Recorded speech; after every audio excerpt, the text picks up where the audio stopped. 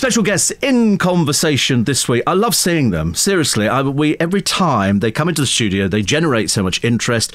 They've always got something to talk about. This time, we're talking about something in advance because the Andy Williams Christmas Spectacular, starring the Osmonds, Jimmy, Jay, and Meryl, is back in town. Welcome, welcome, welcome. Great to see you again. Merry Christmas early. Merry Christmas. Ho, ho, ho.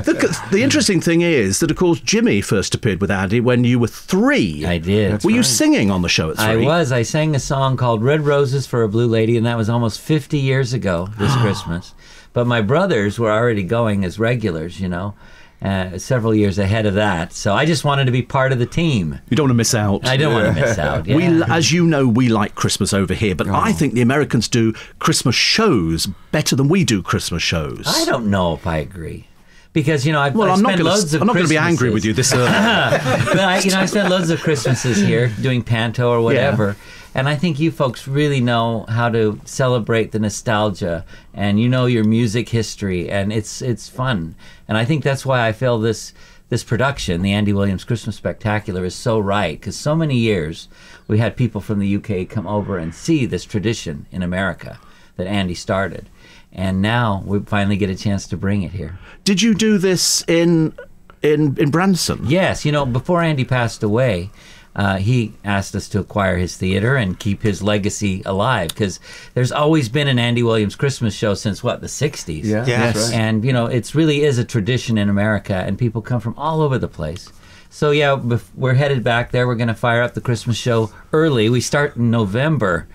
Never too early. That's right. Not for me, never too early. And we're stopping it a week early to come over here and do 15 dates here in the UK. So should be great family festive fun. And it is family fun, which is kind of a rarity in this day and age. Yeah. Anytime you can establish a warm and fuzzy feeling these days, I think we grab it, don't we? I actually get the warm and fuzzy feelings quite a lot now. I don't want to hear about your personal. Oh, right, okay. I was going to tell you about my medication, but I thought, no, if you don't want to know about it, you don't want to know about it. So what is the show? Is it based on an Andy show? Well, you know, what would you expect? I would expect to hear all the Christmas songs. Okay. I would expect to hear a few carols. Check. I would expect to see a Christmas tree. Check. I would expect to see at some point you're all going to put on some really nice red clothes. Not going to happen. Nope. You were so close. You almost had it in one, you know? Because I saw Meryl's going to come on as Father Christmas. Meryl looks like Father Christmas. He does look like Father Christmas. We just need to fatten him up a bit. No, he looks like Kenny Rogers. Yeah. Yes. He looks like Kenny Rogers. Yes, I do. So there's no red robes. Well, we haven't quite figured that out yet. Who knows? There still might be. Put him in, you know. But it's a variety show. I mean, if you ever watched Andy, which I'm sure you did. Yes. His Christmas holiday specials, and then the Osmond family Christmas shows all came out of that style, that he really was the pioneer of variety television way back. And that's what we do. We deliver that live with fast-paced dancers, novelty acts, Jimmy Cricket's even coming along here locally. So, I mean, it's a family fun show that's filled with a broad demographic. Everyone from grandma that saw us on, you know, the Andy Williams shows growing up, to a young kid that maybe is learning about your music. And, of course, the 70s crowd. We have to do our hits, you know. Are you going to do all of them? Yes, except we're changing Crazy Horses to Crazy Reindeer. Oh, that's okay. No, not. Crazy Reindeer. A little bit iffy on that one. A little bit iffy. Yeah, no, we won't do that. It's a lovely thing to do, but it means, of course... So are you working up until Christmas on this? Yeah, we're always working. We're kind of crazy. We love what we do, but we're still doing about 200 shows a year, if you can believe it. And we thought it was all over. Last time I was here, we were doing the final tour because Brother Wayne... was retiring, and of course he never made the final tour, unfortunately. But he's okay. Good. And he sends his best to you. But everything's good. Yeah, which is nice. But it's obviously something that you can't control. It's part of our life. It's so much a part of your lives because you did it and have been doing it for such a long time. You don't know anything else, do you? No, absolutely not. That's right. Absolutely I'm not sure if that was good or bad. We've tried other things. No, the truth is you know, we love what we do, and we call it savor moments. We appreciate every day and we always try to be, you know, when we come over, we don't do the same thing. If we were doing just the same thing, that would be so boring and old. But every time we come over, we try to package it in a project that's unique for the people that have stuck with us for all of these years, because they're the reasons why we're even here. And that's one of the reasons I love to come over here. You know, people that we knew back in the 70s are still with us. Only they're bringing their kids and their grandkids. And now grandkids. And the young adults are coming. I mean, it's just the variety. And there's guys showing up in the concert, which never happened. The demographic, you're right. And it's very predominantly cool. female. Now, of course, you're almost crossover artists. Yeah. But it's always fun, you know, because you see the guys folding their arms, you know, like, oh, the missus drugged me here, you know. And then when you put on Crazy Horses, they're going, woo, woo, you know, which is quite fun. But I think the whole package of the Osmonds was always sold to us as wholesome entertainment. You know, here were, you know, a bunch of guys who were fresh-faced, who had a message, who it was almost perfection. It was the nearest thing to perfection. They worked you hard. You worked very hard, but we never saw the evidence of that. We always saw kids who were absolutely enjoying every minute of it. And because we've followed you all the way through your careers, we've sort of grown with you. Yeah, so we know. Cool. So when we see people who look like you used to look. All right, you see somebody in the mirror who's got white hair. We don't see that. We see you as you were. We see you as how it started when we had Osmond Mania over here. When, you know, as you say, predominantly girls throwing themselves, people in tears, people fainting, and yet that was something that you lived with every day of your lives, you know, until when you went home. You know, we're staying over here by Shepherd's Bush, and that was one of the places that we'll never forget, because I forgot we did like 7 days of television shows, and the people that came to the shows and that watched the TV shows. The old Top of the Pops days. Yeah, it brought so many wonderful memories back to us. So, yeah, this is our second home over here, and we love the people. We love what had happened here. It's just been amazing. Well, you can't fake it for this many years. You have to be genuine, and we genuinely thrive off performing, off that interaction. And you're right, you know, growing up the way we did grow up in people's living rooms, and we kind of have a rapport with an audience that, you know, you just can't, you have to earn that over the years. And we don't take that for granted, and we realize that these shows are not about us. It's about the folks that are watching the show, remembering their lives. And we were lucky enough to be on the radio with you. Yes. Well, I mean, I always look on that as a bonus, because when you sort of say to somebody, they say, so who are you talking to today? And I always say, well, today it's the Osmonds. Today it's the Osmonds. And you feel, I mean, you'll never understand what it's like to be a fan of the Osmonds, because you are the Osmonds. But if you're a fan of the Osmonds, you know, people get so excited because they know everything about you. Everything is documented. The website, you know, I mean, the internet has changed everything, of course. Totally, yeah. And so now everybody knows everything about you. We can look at the pictures. We can look at the family pictures. We hear what you say about things. It's opened it up. You get millions and millions of hits from people around the world who are still interested in the Osmonds. And you're right, but that's the way you sold it to us. You sold it as, here we are, we're a clean-cut family, we have a belief, we just want to go out there and entertain people. But had you had it differently, could you have turned around to your parents and gone, you know, I really don't want to sing this anymore. If I have to do Crazy Horses or Love Me for a Reason, that's it. Did you ever think that? Well, only about Long-Haired Lover from Liverpool. No, I think he does a great version in the show now. It's rock. It's a rock version. Rock it up a bit. But he's even done Come Dine With Me over here. He's embraced everything. He's done the whole bit. British, Yes. No, but you know, the truth is, there never would have been a Donnie, Marie, or Jimmy if it wasn't for the hard work of the brothers. And I think what's been fascinating in our career is we've been able to leave our egos at the door. We've had our problems. Every family does. But it seems like we've all added a piece to this puzzle, and we're all proud of this puzzle, the picture that we've created, and it's fun to celebrate each other's careers and successes. And this is our 57th year, as far as the two of us are concerned. And 57 years, is that amazing? It is amazing. Yeah. It is. It's to have this longevity and to still be smiling at the end of it. I've had people in front of me before. He sleeps with a hanger in his mouth. Well, It's that permanent smile. We just super glued him backwards a little bit. But that's what it is, isn't it? It's that longevity. It's what you did. And, you know, we never heard tales of scandals from the Osmonds because you were way too clean. Other groups went off the rails a little bit. We didn't hear this. As far as I was concerned, you drank milk and ate cookies, and that was as far as it went. Yeah, we ate too many cookies. Well, listen, but that's the occupational hazard of getting older. But it's instilling in you that family thing, isn't it? Because you've always talked about the brothers. Yeah. You've always talked about the brothers. And that's the way your family is, because there's lots of you. Yeah. We grew up with this team mentality. Our father was an army sergeant, and he really disciplined us well, I thought, and we always had each other's back. Yes. You know, we always were watching out for each other, and I'm really happy about that now. It was hard at times, but I look back now and I'm glad for that. And we had a very sweet and sensitive mother. Yeah, I think you've said before about your mother. The combination of the two was perfect for us. Yeah. Tough though, because growing up as kids, you know, it's disciplined. If your father, I mean, my father was fairly tough, but they didn't do it in any way to be malicious. They were doing it because they cared. That's right. They did it, and they instilled their values in you, and your values in your kids and their kids, and that's how it goes on, isn't it? Our dad was so worried that we were going to fall off the rails. Really? I mean, we never celebrated the success. I mean, my brothers, they sold 100 million records, but you'd never know it because you'd walk into one of their homes and never see anything. There's nothing. There's no discs on the walls. I put them all up. But anyway, but for my brothers, they're such real guys. Yeah. And we've been through the peaks and valleys, and we're still here to talk about it. And I think that's something to celebrate. Absolutely. Listen, very quick break. More from Jimmy, Jay and Merrill. The Osmonds are back with the Andy Williams Christmas Spectacular after this. Special guests in conversation, Jimmy, Jay and Merrill, the Andy Williams Christmas Spectacular. Special guest Jimmy Cricket and the Moon River singers and dancers.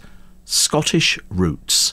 Why did I think Scottish roots? All of a sudden... I opened my big mouth in some article. You opened your big mouth and all of a sudden, Jimmy... Well, I wore a kilt when we were there not Do you too think long you have ago. ancestors in Scotland? We do. Oh, you found them? Yes. We're mostly Welsh, but we're finding English, out... and English. Really? But we found it on our father's side. Our third great-great-grandfather was from a little town in Scotland. So now there's a reason for the kilt. Tell me you don't have a kilt. I do, actually. You do have a kilt. Do you have your own tartan? I'll try anything. Do you have a tartan? I did. I have a tartan. I think I borrowed it from somebody else, but that's okay. I You wore could do it things. temporarily. How nice, because people don't in this day and age trace their family, so we don't know really where we come from. We know that this is our family. We live here in America, but when you go back, you go, oh, wow. We have a program here which gives celebrities the opportunity. Yeah, I know. I've seen that. Have you seen it? That show. You know, and they discover that their sort of relatives were highwaymen and robbers. It's one of the biggest searches online. Yes. As people are starting, especially young kids. My kids are getting into it. It's cool to know where you came from, and you have a sense of belonging, and I think it's important to trace who you are. Yeah, I think do too. Sorry. Yeah, I do too. We, Mormons, we really believe in going back into genealogy, but everybody's learning to love that, and it's exciting, to know who your great-great-grandfather is and where he is, and and what they did. What they did for a living. I was always fascinated. They've not left us anything. No. Well, they never do they? The funny thing is, we have so much nowadays. All the people who went before us had nothing at all. Exactly. They had nothing. They brought up big families on peanuts. Peanuts. And you are a big family, but you've got more than most families have got. But you've had to work for it. Well, we've made a lot of money, and we've lost a lot of money. And we've been able to recover from those silly things. But what's really mattered is the fact that we're intact as brothers and a sister that love each other, that we have every reason in the world to probably hate each other and fall out like most boy bands do. Yes, and they do. And they do. But we've had such a strong core where when you think we were going to separate, it just ended up making us tighter when we had those trials that we faced. And we own them, and we're honest about them. And I think that endears people to you when you can actually say, yep, I made a mistake there or whatever, and you move on, don't you? Yes. Can you remember the first time that you came to England? Can you remember the very first time you came over? Well, absolutely. Well, that's when we arrived at Heathrow. Yeah. And there were thousands of people on the balcony, and part of the balcony collapsed. I don't know if you remember that. Merrill likes tragedy. Yes, I sensed a slight smile as he was telling us. He's dramatic. But that freaked me out. I don't know about you guys. I thought we did something wrong. Yes, exactly. What's going on? I mean, there were people running out on the tarmac. The engines were still going on the airplane. Well, I remember they actually tried to divert us to a different airport. And, you almost felt like you were a criminal, Yes. And here I was this little kid, and everywhere you'd go, they'd actually put me in a trunk and lock it because they were afraid, you'd pull your hair, and it was that crazy. But unless you experience the 70s, you think we're bizarre. Yes. I think we're bizarre you anyway. are bizarre. Do you want to hear something amazing? This has truly happened. 3 girls mailed themselves to us. 2 girls. Well, It was mailed themselves. Well, they put themselves in a trunk, and they No, it was a wooden addressed crate. Yeah, wooden Yeah. crate, and they addressed it. To you. And they had it shipped to a hotel. Yeah, it was a mess when we opened it up, but it was all right later. Yeah, some bizarre things. People did do odd things. People did do odd things in those days. I was disappointed to read the other day that David Cassidy has had to sell everything because that's why it's so pleasing to see you here. Sad for him, and I've interviewed him a couple of times, that for some people they had all the success. People get a lot of money, and as you say, you can have a lot of money, you can lose a lot of money. Yeah. You learn by a process of elimination. In his case, he's got to sell the house and everything else. Yeah, but I think a lot of entertainers go through that. I mean, when you're really good at something, like we've focused on performing, maybe you're not good at everything, so you trust other people. So the same old story happens. The suits end up taking the dollars, and you have to start over at what you were good at. And in a lot of ways, I think that saved us. When we went through those struggles, similar struggles, it really brought us together and focused us on what was most important. And we're happy people today, and we wish the best for David. We know him well. Yeah. But it's just part of life. Everybody goes through those difficult times. It's a test. It is. I think it's a test. I think that's right. People always say to me, "Oh, this was awful there," and you go, "Listen, they've not killed you. Exactly. You're still alive. Yeah. You're still breathing. There's still an opportunity to do things. And you can either be bitter or better." Yeah. And we've chosen to focus on our mistakes and be better. My mother had a lot of different ways she would teach through analogies, and one time I remember there was lemons all over the kitchen, and the lesson of that month was turning lemons into lemonade. Whatever comes your way, it's how you look at things. It's an opportunity. They're all obstacles or opportunities. And everybody, I always imagine that Americans were out there doing the yard sales and selling cups of lemonade and stuff like that, just to supplement an income. And again, you see, I want to live in a Hollywood movie. Yeah. I want to be in White Christmas. I wanted to be in any of these Christmas things because Christmas to us is as probably fantastic as for you. You just have better lights and stuff like that, and you do your houses up, and we've only just got into that kind of thing. Yeah. And it's been interesting because we were so visible, especially with Christmas shows over the years. A lot of people that have maybe come from broken homes or whatever, they've kind of attached themselves to our family. And our parents were very much love all, serve all kind of a thing. And it's really been amazing to see the stories of people that have come up to you that have attached themselves to that kind of iconic, ideal family that you project on television, And it's really been humbling to see some of the stories, how people have made friendships at our concerts or whatever. But we're all looking to belong to something. Yes. Yeah, and I think people want to attach themselves to you because they see you as you're up there. They absolutely love what you do. They buy the records. They attend the fan club meetings. They like anything like that. And they really want what you've got, but you've given them a bit of yourself. In fact, you give quite a lot of yourselves. Well, I think the rock press has never really been that kind to us. I mean, no, but the problem is they didn't know what to do with us because here we were, this Christian family. You couldn't pigeonhole you. You couldn't pigeonhole us. You couldn't be pigeonholed. That's right. And I think that was part of the reason for the longevity that the brothers have had.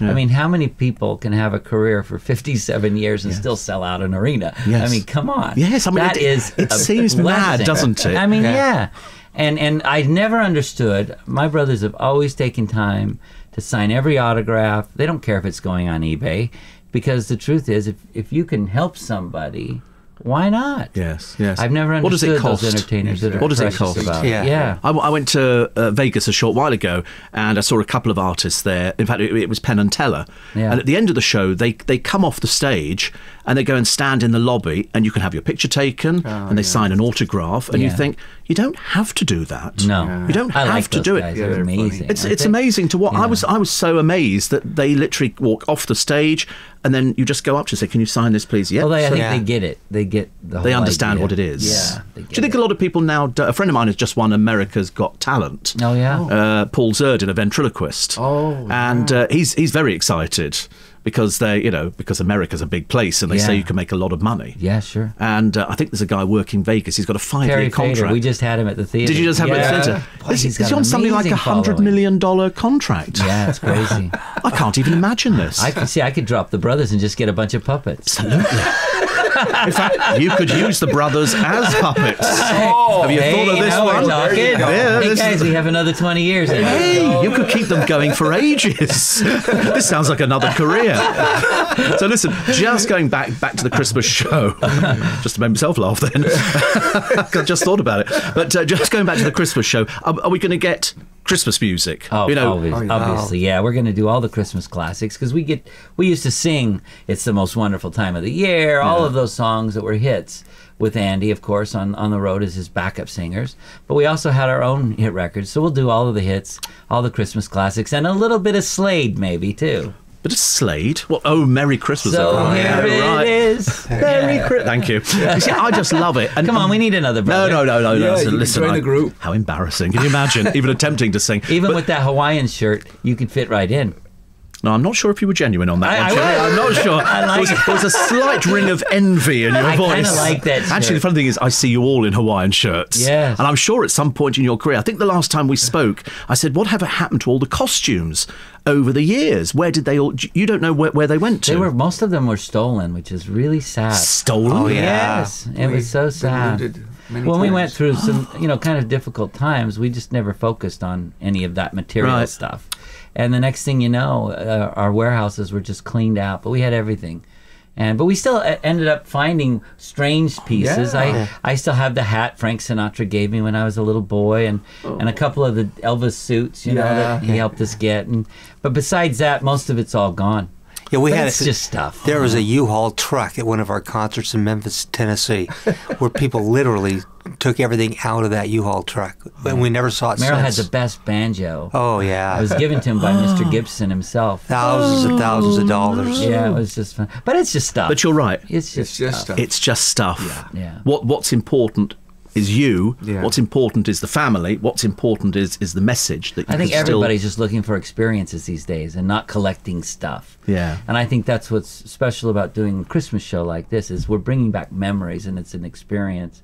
We show videos of all through the years, not just about us, but Andy's career and all those moments that remind people about their lives. And it's not just the Christmassy fun thing, but it's also about the true message of Christmas. Bringing Christ back into Christmas. Yes. We've We've kind of forgotten that bit, haven't we? Yeah. I think you ask kids nowadays and you say, "What is Christmas?" and they go, "Presents." Yeah. Yeah. It's like And we've gone a bit off kilter. Yeah. There's a reason it was called Christmas, but we're also very, very sensitive to the fact that we're very bold about what we believe. Obviously, if you come into our home, you're going to see a picture of Jesus on the wall. But we're very sensitive to other people's religious beliefs, and it's a feel good time for all. But we do have that element because that's who we are. And that's the way it should remain. Jimmy, Jay and Merrill, bless you. Thank you very much indeed. Thank you. I'm Always very good to see grateful. you. Always nice to see you. I look forward to the next time, actually. do it. Let's do it. Look All forward right. to the next time. And the Andy Williams Christmas Spectacular starring the Osmonds, all the details on their website. And there's also lots about the Scottish roots as well, which is where I got it from. Thank you all very much. Thank you. I've been in the business a long time, and I've had an amazing diversity of friends because people like Elton John, who is not